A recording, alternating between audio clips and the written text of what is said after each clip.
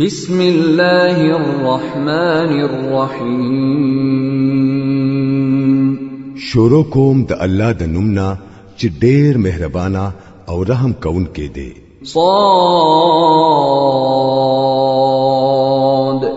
والقرآن ذي الذكر بل الذين كفروا في عزة وشقاق. سواد قسم دی په قرآن چې د نصیحت نه ډک دی، بلکې کوم خلکو چې د منلو نه انکار کړي دي هغوی په سخت تکبر او سخت ضد کې مبتلا دي. كم أهلكنا من قبلهم من قرن فنادوا ولا تحين مناص. د دوی نه مخکې مونږ دغه سي ډېر قومونه هلاک کړي دي او چې کله پرې عذاب راغله دي نو هغوی ډېری چغې وهلې دي، لیکن هغه وخت د بچ کېدو نوي. وعجبوا أن جاءهم منذر منهم وقال الكافرون هذا ساحر كذاب أجعل الآلهة إلها واحدا إن هذا لشيء عجاب. دا خلق په دې ډېر حیران شو چې دوی ته پخپل د دوی نه یو يرونکې راغې. انکار کوونکو ویل چې دا جادوګر دی، سخت دروغجن دی. آیا د ټولو خدایانو په ځای بس یو خدای جوړ کړو؟ دا خو ډېره عجیبه خبره ده. وانطلق الملأ منهم أن امشوا واصبروا على آلهتكم إن هذا لشيء يراد ما سمعنا بهذا في الملة الآخرة إن هذا إلا اختلاق. او د قوم سردارانو پتلو تلو کې دا اویل چې زای او ټینګ شه د خپل معبودانو په عبادت باندې. دا خبره خو د سبل څه غرض د پاره کیږي. دا خبره مونږه د نږدې زمانه په ملت کې د چانه نه دا اورېدلې. دا نور هیڅ ندی، بس خو د ځانه جوړ کړې شوی خبره ده. أأنزل عليه الذكر من بيننا بل هم في شك من ذكري بل لما يذوقوا عذاب. آیا په مونږ کې بس دا یو سړی پاتې شوی وو چې دا الله ذکر پر نازل کړي شو؟ اصل خبره دا ده چې دوی زما په ذکر باندې شک کوي او دا ټول خبري زکه کوي چې دوی زما د عذاب مزه سکلی نه ده. أم عندهم خزائن رحمة ربك العزيز الوهاب أم لهم ملك السماوات والأرض وما بينهما فليرتقوا في الأسباب. آیا استاد غالب او سخی رب د رحمت خزانه د دوی په قبضه کې دي؟ آیا دوی د اسمان او د ځمکې او د دې په منځ کې چې سسي زونه دي داغه مالکان دي؟ خدنو دوی دي د اسبابي دنیا لوړ مقام ته اوخیږي او ودی ګوري. جند ما هنالك مهزوم من الاحزاب. دا خو د ډلو پشان یو وړه شان ډله ده چې هم دلته بشکست خوري. كذبت قبلهم قوم نوح وعاد وفرعون ذو الأوتاد وثمود وقوم لوط وأصحاب الأيكة أولئك الأحزاب. إن كل إلا كذب الرسل فحق عقاب. د دوی نه مخکې د نوح علیہ السلام قوم او عادیانو او میخونو والا فرعون او سمودیانو او د لوط علیہ السلام قوم او ایکو والو خپل پیغمبران دروغجن ګڼل دي. ډلی هغوی وې په هغوی کې هر یوې ډلی رسولان دروغ وګڼل او زما د عذاب فیصله پاغوی باندې چسپا شولا. وما ينظر هؤلاء إلا صيحة واحدة ما لها من فواق. دا خلق هم بس د یو کلس په انتظار دي چې دا غین رستبا بل کلس نوي. وقالوا ربنا عجل لنا قطنا قبل يوم الحساب. او دوی وایي چې ای زمونږ ربا د حساب د ورځې نه مخکې زمونږ حصہ مونږ لا زر راکړه. اصبر على ما يقولون واذكر عبدنا داود ذا الأيد إنه أواب. اے نبی صلی الله علیه وسلم ته د دې خلکو په خبرو صبر کوا او دوی ته زمونږ د بندا داود علیہ السلام قصه بیان کړه چې د لوی قوت مالک وو په هر معاملې کې الله ته رجوع کوونکی وو. إنا سخرنا الجبال معه يسبحن بالعشي والإشراق والطير محشورة كل له أواب. مونږه غرونه داغه سره تابع کړی وو چې سبا بیګا بای داغه سره تسبیح ویلا. مارغان برا غونډېدل او ټول با داغه تسبیح ته متوجه کېدل. وشددنا ملكه وآتيناه الحكمة وفصل الخطاب.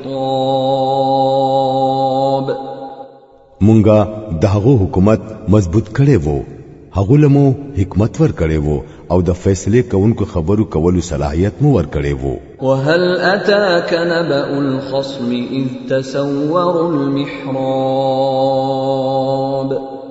او آیا تا ته د هغه مقدمه والو څه خبر در رسیدلې دي چې داغه بالخانه ته په دیوال ورختلی وو؟ إذ دخلوا على داود ففزع منهم قالوا لا تخف خصمان بغى بعضنا على بعض فاحكم بيننا بالحق ولا تشطط واهدنا إلى سواء الصراط.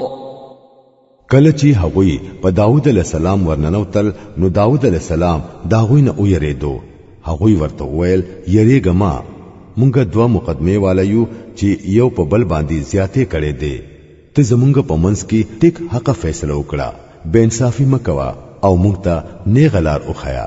إن هذا أخي له 99 نعجة ولي نعجة واحدة فقال أكفلنيها وعزني في الخطاب. دا زما رور دی، د دې سره یو کم سل غړي دي او زما سره یو غړه ده. دما ته ویل چې دا یو غړه هم مال راکړه او په خبرو کې را باندې غالب شو. آیت سجدہ. قال لقد ظلمك بسؤال نعجتك إلى نعاجه وإن كثيرا من الخلطاء ليبغي بعضهم على بعض إلا الذين آمنوا وعملوا الصالحات وقليل ما هم. وظن داود أنما فتناه فاستغفر ربه وخر راكعا وأناب. داود علیہ السلام ورله جواب ورکړو دې سړي چې د خپل ګډو سره ستاد غړي د یو ځای کولو مطالبه کړې ده نو یقینا چې پتاي ظلم وکړو او هم دغه سي یو ځای کېدونکو خلک په یو بل باندې ظلم کوي. بس هغه خلک زیاتې نه کوي چې ایماندار وي او نیک عمل کوي او داسې خلک ډېر کم دي. د دې خبرې په کولو سره داود علیہ السلام پوه شو چې دا خو مونږه په اصل کې داغه ازمیخت کړي دي نو هغه د خپل ربنا معافي غوښتله او په سجده پریوتو او رجوع وکړه. فغفرنا له ذلك وإن له عندنا لزلفى وحسن مآب. پس داغه مونږ دغه قصور معاف کړو او بهشکه چې زمونږ سره داغه د پاره نږدې مقام او بهترین انجام دی. يا داود إنا جعلناك خليفة في الأرض فاحكم بين الناس بالحق ولا تتبع الهوى فيضلك عن سبيل الله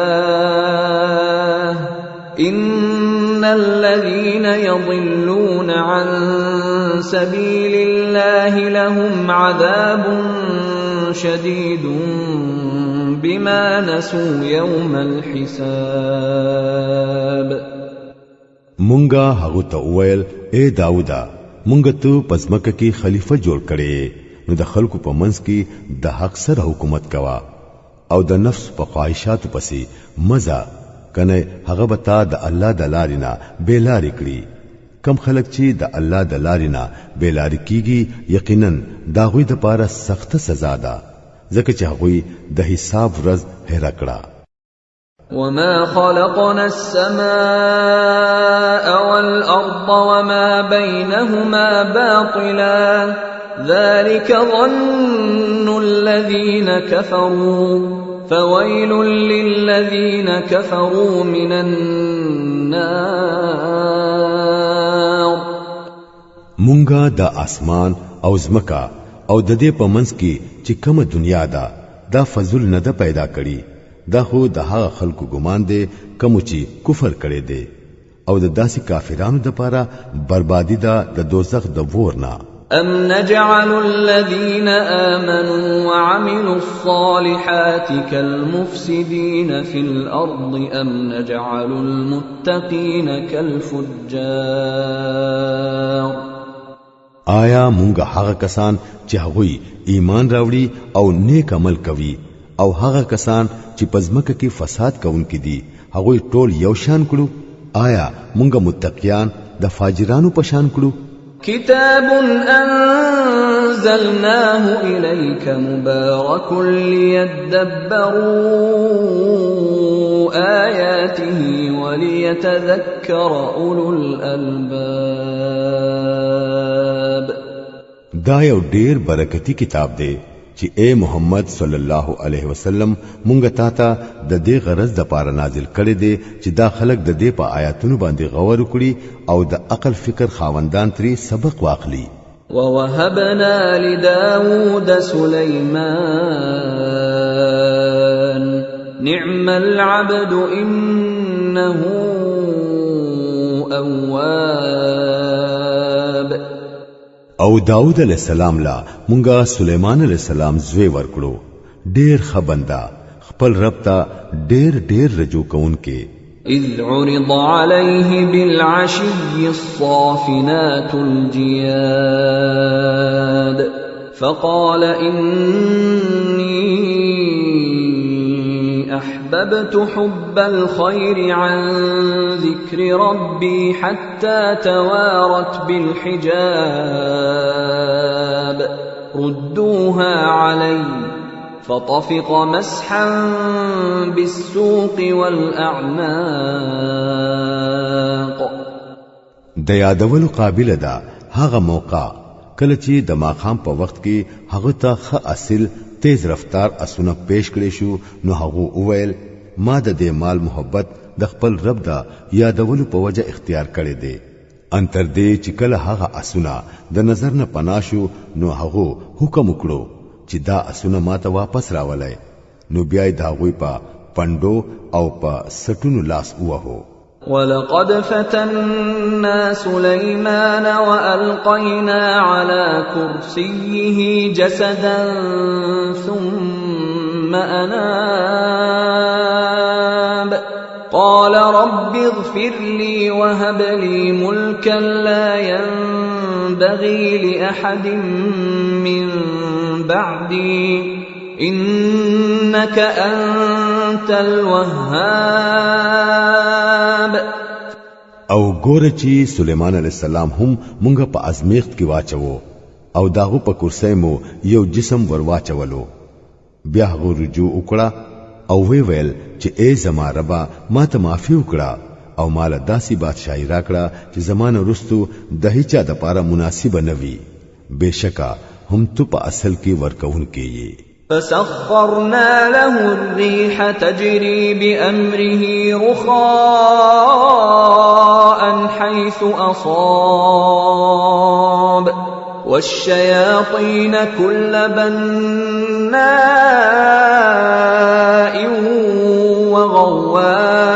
وغواص وآخرين مقرنين في الأصفاد.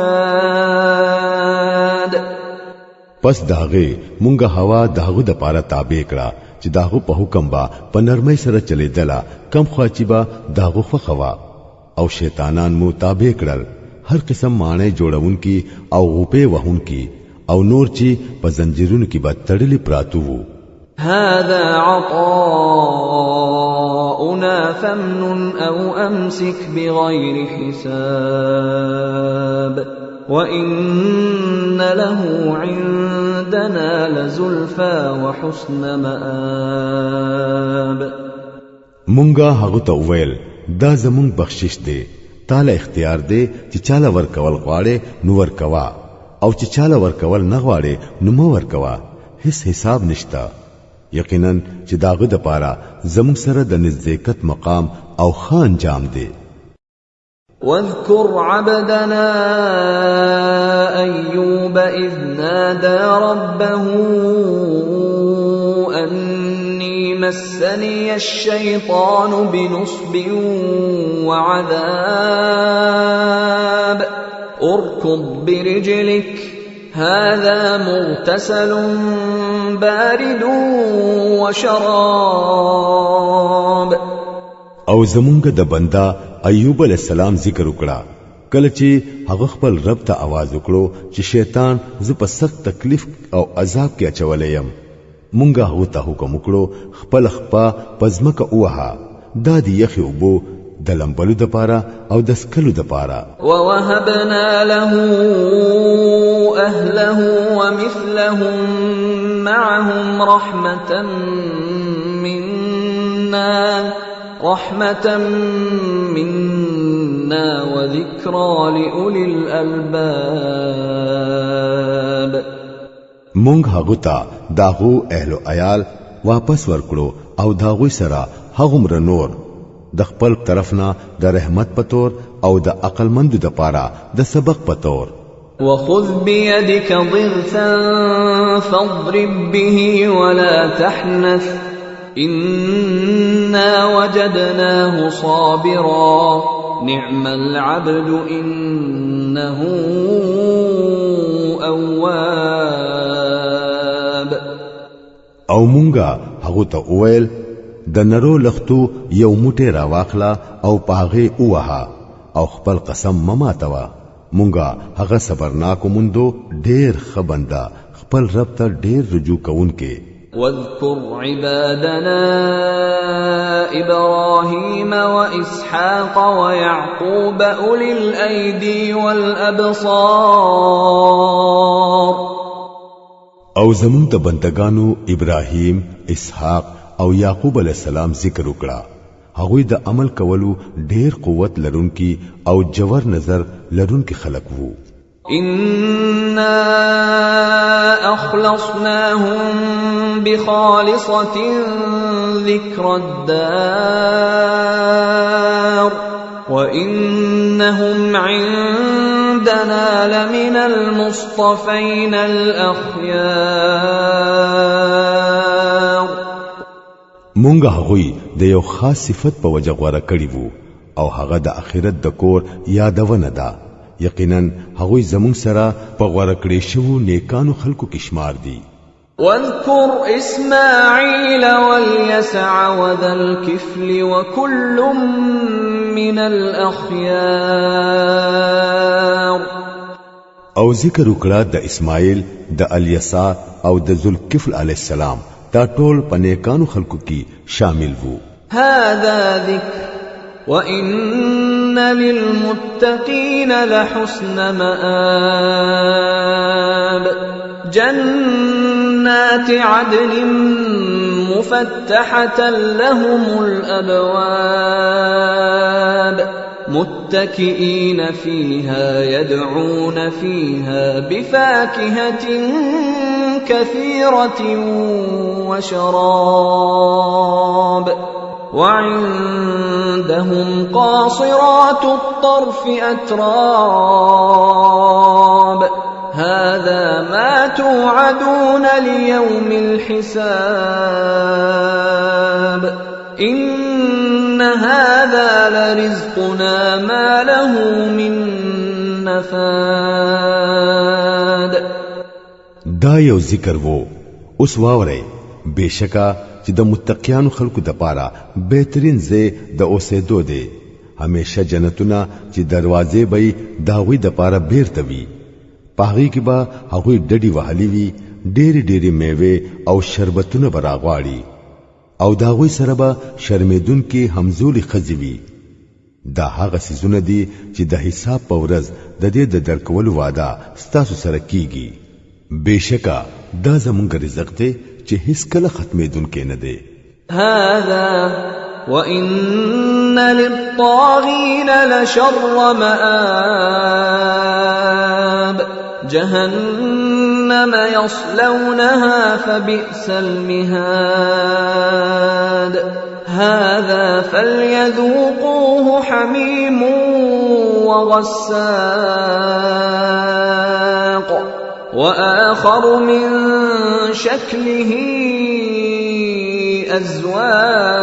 أزواج هذا فوج مقتحم معكم لا مرحبا بهم إنهم صالوا النار.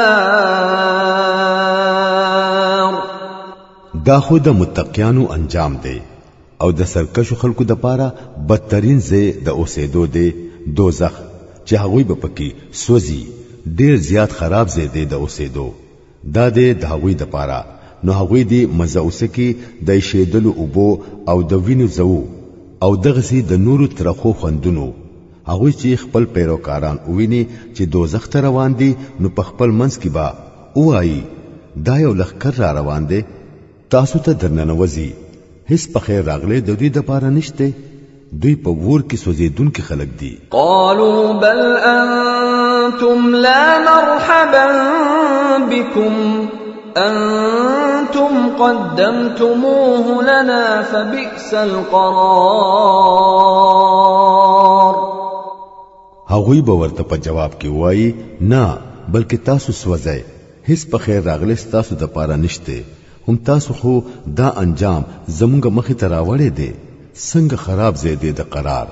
قالوا ربنا من قدم لنا هذا فزده عذابا ضعفا في النار. بیا به وای ای زمونږ ربا چا چې زمونږ د پاره د انجام ته درارسېدو بندوبست کړي دي هغه د دوزخ دوچند عذاب ورکړه. وقالوا ما لنا لا نرى رجالا كنا نعدهم من الأشرار اتخذناهم سخريا أم زاغت عنهم الأبصار إن ذلك لحق تخاصم أهل النار. او هغوی با په خپل منځ کې وایي دا څنګه چل دی. مونږ خو هغه خلک چرته نه وینو چې مونږ با هغوی په دنیا کې خراب خلک ګڼل. آیا مونږ په هغوی پورې حسي ټوکی کوله او کنا چرته د سترګو نه پنا دي. بشکا دا خبره اختیا ده د دوزخیانو ترمنځ با دا قسم جګړې وي.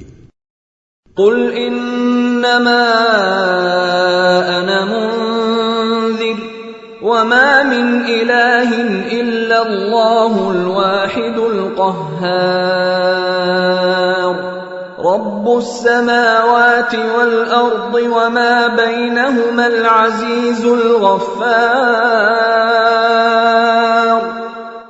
اے نبی صلی الله علیه وسلم دوی ته وایا زه خو بس خبردارون کيم هیڅوک حقيقي معبود نشته سوا د الله نه چې یو دی په ټولو غالب دی د اسمانونو او د ځمکې مالک دی او د هغه ټولو سيزونو مالک دی کم چې د دې په منځ کې دی زبردست دی او معاف کوونکی دی. قل هو نبأ عظيم أنتم عنه معرضون. دوی ته وایا دا یو غټ خبر دی چې تاسو یې واورئ نو مخ اړوئ. ما كان لي من علم بالملأ الأعلى إذ يختصمون إن يوحى إلي إلا أنما أنا نذير مبين. دوی ته وایا ماته د هغه وخت هیڅ علم نه وو کله چې په ملای اعلی کې جګړه کېدله ماته خو د وحی په ذریعہ دا خبرې صرف په دې وجه خودلې کیږي چې زه صفا صفا خبردارون کېم. اذ قال ربك للملائكة إني خالق بشرا من طين فإذا سويته ونفخت فيه من روحي فقعوا له ساجدين. سو وخت چې ستا رب فرښتو ته وویل زه د خټینه یو بشر جوړوم بیا چې کله زه هغه پوره جوړ کړم او په هغه کې خپل روح پوک وهم نو تاسو هغه ته په سجده پریوځئ. فسجد الملائكة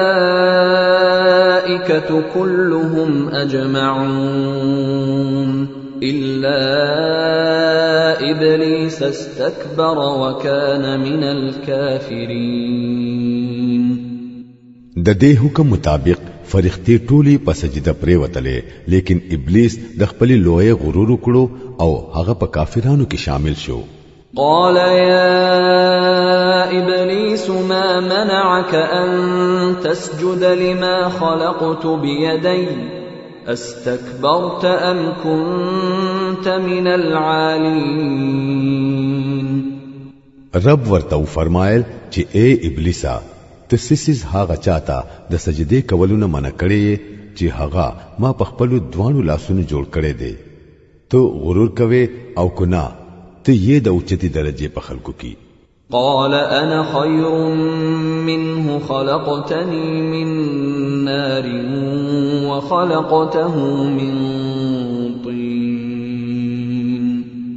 هغه جواب ورکړو زه داغونه بهتر يم تاسو د ورنه پیدا کړی يم او د دې د خټینا. قال فاخرج منها فإنك رجيم وإن عليك لعنتي إلى يوم الدين. الله او فرمایل ډېر خدا ته د دې زین اوزا ترټلې شوی او پتا باندې د قیامت د ورځې پوری زما لعنت دی. قال رب فأنظرني إلى يوم يبعثون. هغه ویل اے زما ربا چې دا خبره ده نو مالا د هغه وخت پوری مهلت راکړه سو وخت چې به دا خلک دوباره راپورته کړي کیږي. قال فإنك من المنظرين إلى يوم الوقت المعلوم. الله فرمایل ډېر خدا تا ته د هغه ورځې پوری مهلت دی چې داغه وخت ما ته معلوم دی. قال فبعزتك لأغوينهم أجمعين إلا عبادك منهم المخلصين. هغه ویل ستا په عزت می دی قسم وي زبا دا ټول خلق دوک کوم بغیر د هغه بندگانو نه کم چې تا خالص کړی دي. قال فالحق والحق أقول لأملأن جهنم منك وممن تبعك منهم أجمعين. او الله فرمایل نو حق داده او زه خو حق وایم چې زبا دوزخ ستانا او پدې انسانانو کې چې څوک ستا پیروي کوي داغوی ټولنا ډکم. قل ما أسألكم عليه من أجر وما أنا من المتكلفين. اے نبی صلی الله علیه وسلم دوی ته وایا چې زه په دې تبلیغ باندې ستاسو نه اجر نه غواړم او نه زه په بناوټي خلکو کیم. إن هو إلا ذكر للعالمين ولتعلمن نبأه بعد حين. دا خو یو نصیحت دی د ټولو خلکو د پاره او لږه مده پس با تاسو ته د دې حال په خپل معلوم شي.